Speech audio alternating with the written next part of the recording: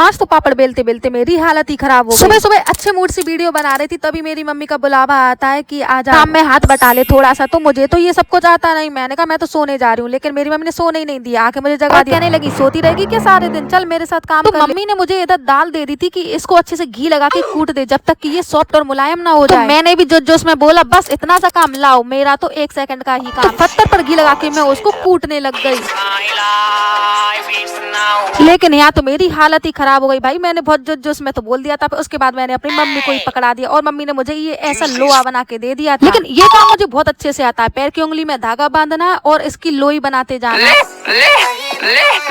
तो मम्मी जब तक दाल कूट रही थी, जब तक मैंने इसको बेलना शुरू कर, और इनको स्टार्टिंग में पहले छोटा छोटा बेला जाता है और उसके बाद जब ये थोड़ा हवा खा जाती है तो बड़ा कर करके डालते जाते हैं। हमको सिखा दिया है। और बेलते बेलते मेरी हालत भाई खस्ता हो चुकी थी, लेकिन फिर भी हम बेले ही जा रहे थे और ये सारी खत्म भी हो चुकी थी। लेकिन मम्मी ने कहा अभी तो और है, तो फिर मम्मी ने मुझे ये एक लोहा फिर से दे दिया और इसकी भी लोई बना दी। लेकिन इधर तो मेरी खटियाई खड़ी हो गई थी भाई, मेरी तो पीठ ही टेढ़ी हो गई थी। लेकिन वो कहते हैं ना, मजबूरी का नाम महात्मा गांधी। हमारे यहाँ ये पापड़ हर साल बनते हैं, आपके यहाँ बनते हैं क्या? कमेंट में मुझे जरूर बताएं। और फाइनली सिर्फ 3-4 ही पापड़ रह गए थे, तो मुझे बहुत ही ज्यादा खुशी हो रही थी और मैं उनको छोड़ के आ जाती चाय बनने को रखने के लिए, क्योंकि पापड़ बनाए हैं तो मम्मी मुझे गरम गरम पापड़ जरूर खिलाएंगी। पापड़ बन जाने के बाद बस मैं उसी दिन खाती हूँ, दूसरे दिन से पापड़ खाना बंद हो जाता है, क्योंकि मुझे दूसरे दिन से अच्छे ही नहीं लगते। तो मिलते हैं नेक्स्ट ब्लॉग में। सब्सक्राइब।